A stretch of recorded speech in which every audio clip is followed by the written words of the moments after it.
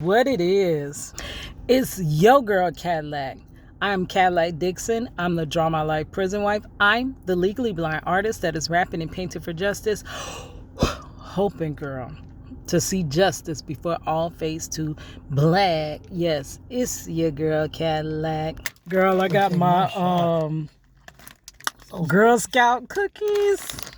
One here, this the lemon. Okay, so my last lemon, what is it called? Lemonades. Oh, girl, that was good. Let me get some water. Okay, so I am here to the part about to record today's video. This is actually going to be a continuation from the video I had started. It was a couple days now. I don't even know what day I started that video. But I was reviewing Miss at Rajiva the Ruler's video about how mail call caused her mental health. Okay, so I basically tried to continue, reviewing it, but then Marcello had called and that video just went down. It was no more about that. So right now I'm going to finish that note that I was saying. I was at the point where I was saying that your family members that's incarcerated, they really just want to know that you care. Okay, so I wanted to pinpoint two moments that really just kind of, frustrated me out the yin yang when it came to Marcello. Okay, so we're going to be real right now. Okay, so since Marcello has been gone, basically I have been the only one holding him down. And now our daughter is of age, so she is, as well helping to take care of whatever he needs. But the point was, I want to pinpoint two times that really just, stood out to me when I did need that outside help from his family members. Okay, so the first thing that people ask me when it pertains to Marcello, and I say, look, I've been the only one here holding him down. They ask me, okay, so where's his family? Where's his parents? I've never really honed in and said anything. I usually just touch on it lightly and be like, his family is not really there. But I'm going to go a little deeper. I don't know if this is going to hurt feelings. I'm not trying to do that in this video. What I'm trying to do is just get the point across of, how they really do want you in their lives and how it affects them when you're not there. Now, I was a part of something called Angel Wives, and it was brought up that the Angel Wives were like, you don't know how much a prison wife goes through. They have to handle everything, bear everything. They have to be the lawyer. They sending the money. They calling the warden. They doing this. They doing that. And someone was like, the other family just feels like once that person is doing that they got all bases covered. So they don't really need any help. And their loved ones were saying, no, we would love to hear from our immediate family. Okay, yes, my wife is holding me down, but I want to hear from my brother and mother and stuff like that. I want to hear from my cousins. I want to, I can't fill in everybody's shoes. So they still expect to hear from you. So there were two instances. And before I get into those two instances, when Marcello was at that close camp, it was like maybe only 40 minutes away, right? So that's when we got really accustomed to things. That's when a lot of chaos was happening. That's when a lot of, you were starting to see a lot of the same visitors and stuff. So I would notice that, okay, Lake was crazy. You would have to literally like park out and camp like 2 or 3 in the morning to be able to get into visitation on time for 9 a.m. And I would see literally it was this certain group of people. Their mothers would be sitting out there, sitting up front. I know the prison wives, of course, was there, but to see a mother sitting there the first car. She's like, yes, I got to see my son. When anything went wrong, those mothers was like, no, they cannot do this to my son. I'm not finna allow this with my son. Let me step out the car because she is snoring in the background. So needless to say, when things went down and they needed to get into contact with certain people, like they was like, you got to call Tallahassee. When this happened, you got to call Tallahassee, because a lot of times you got to check them people. If you don't, they will treat your loved one any which way that they feel like it, right? So those mothers was right on top of those game, and that always made me feel some type of way, because I would always ask from Marcello, from his family, to support, that hey, to be honest with you guys, me and Marcello, we actually would have been married, should have been married, but things did not work out like that. As we were about to get married, number one, he was wrongfully convicted. Then as we were about to get married again, when he was in prison, that's when they ended up taking my visitations. So now we're going all the way back. They told us now that we have visitations back, we have to start all the way over with the whole application of marriage and everything. So we're not physically married, but spiritually we are married. And one day it will be physically and spiritually, but I still see and take him as my husband. But right now on paper, they used to have me as his girlfriend. Now when I come to visit him, they have me as his friend. I'm his friend, but I've been the only one there for him. I've been the only one coming to see him, no matter where he is, no matter what health issues I have, no matter what other schedule I have. I'm up there. Whenever he has no money to eat, I'm the one dropping money. And whenever anything is going on, it is me. And, ooh, that sprinkler. So when I'm calling about certain issues, they look it up. Oh, your name? Oh, you're just his friend. How much more weight would it hold if his mother was calling? If his real relative was calling? Someone that is some type of relation to him was calling. See, to me, to them, I'm just the baby mother. I'm just the girlfriend. And now I'm just the friend. But if his mother was calling, that would make it, to where, hey, we got to listen, because, those mothers would get on the phone and be like, you're not finna do this to my son. There's no way. You're not finna. So I'm going to tell you 2 instances when I did reach out to his family, specifically his parent. And it really made me feel some type of way. And they told me, you know what, Keita, this is your battle. They're not going to step in. I used to just hold out faith that one day, so much time would pass and they would miss him like so bad that they would, just get on board, or one day it never happened. That day never happened. So I made it to the point where I said, I'm no longer going to hold my breath for that day. But I remember the first time I felt this way was when, Marcello was going to trial. Okay. So when Marcello was going to trial, this was in 2002. Marcello is not from Orlando. He was born in Florida, but he moved to a whole different state. And then later he moved back here.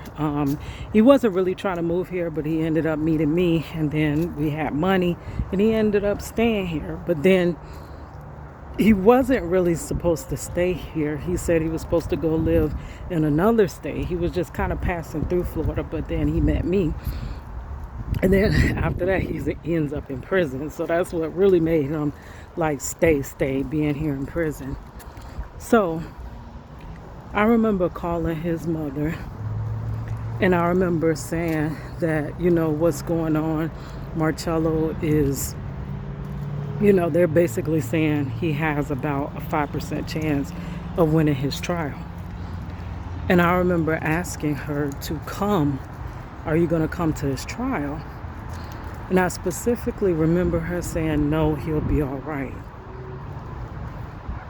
Okay, after that point, I kind of chalked that up. He wasn't all right. He wasn't all right. He lost trial. He wasn't all right.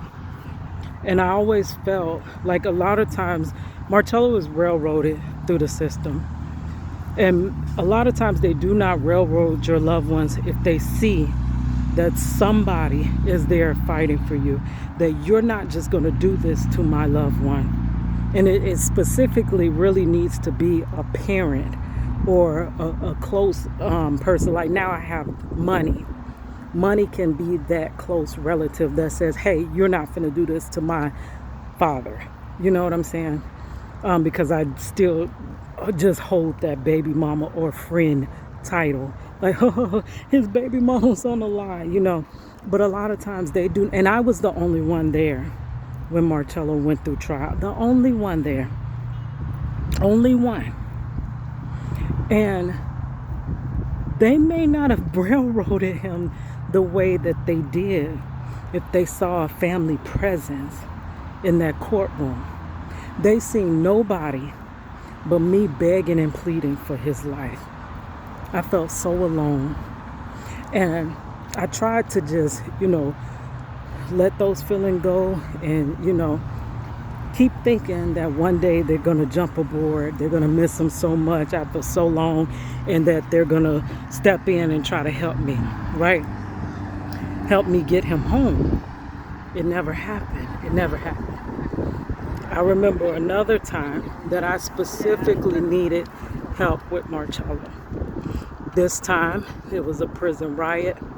Marcello was up in them country woods. The country woods, there are a lot of people out there that make known that they do not like black people. And the warden there at that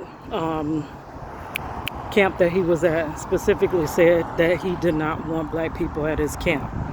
Right? So that's the whole background of how this whole ordeal happened. And ironically, after the ordeal, all the black people get transferred out of that camp. Marcello was about to be sent to maximum security prison. He had never did max time. I remember that night, I could not even sleep that night. I couldn't sleep. I couldn't sleep. And Money, she actually remembers this night. I was up because Marcello, before they send you to maximum security, they have what is like my eye is really hurting. Something done blew in my eye. I'm sorry.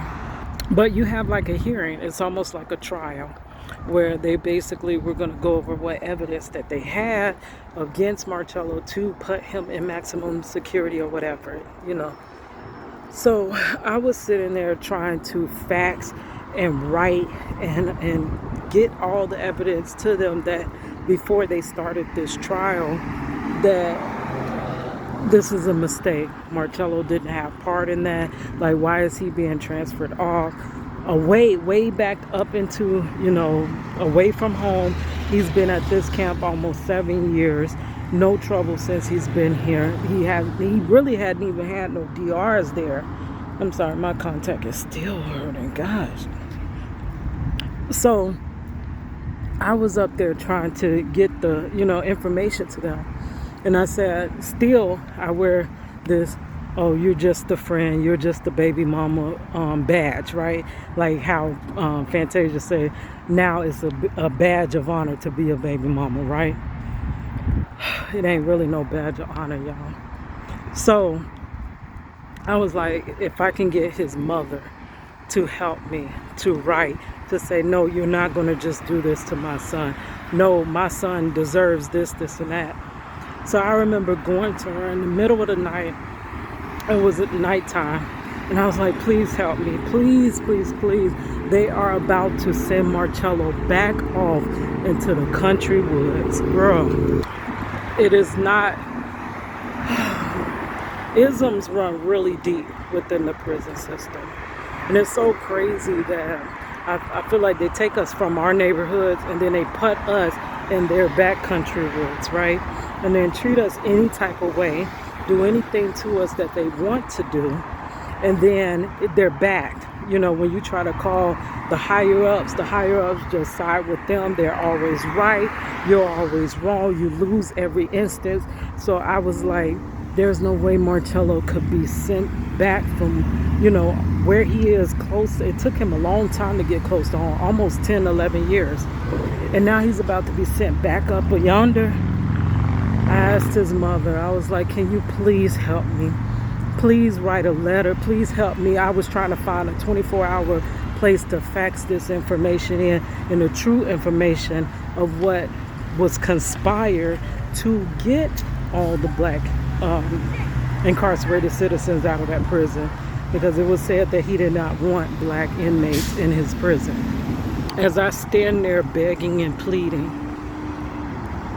the answer that I got from his mother was, he'll be all right. That was the same answer that I got before he went to court, that he'll be all right, and he wasn't all right after court. And then I got that answer again, he'll be all right, when they sent him up there. And ever since they sent him off, I have darn near, it's been impossible to get him back close to home. So he's still, yeah, he was all right, but it was things that she could have done that I didn't, you know, that I don't even have the ability to do. And that's why you do need the immediate family to help fight. Yes, I'm here, but that doesn't mean you leave because I'm here. You fight with me. I can't do this on my own. I cannot free him on my own. I can't, none of it. And it just bothers me so bad that literally it feels like the only one that truly cares about Marcello is me. How could that be? He's a wonderful, great, fun-loving, funny, generous, kind man. How does nobody else care that he's gone and gone so long? Like, girl. And I try to keep my peace.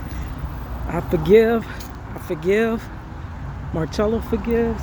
Marcello say that he doesn't have no room in his heart for unforgiveness. But he sees, just like what Jiva was saying, he sees who truly does care about him.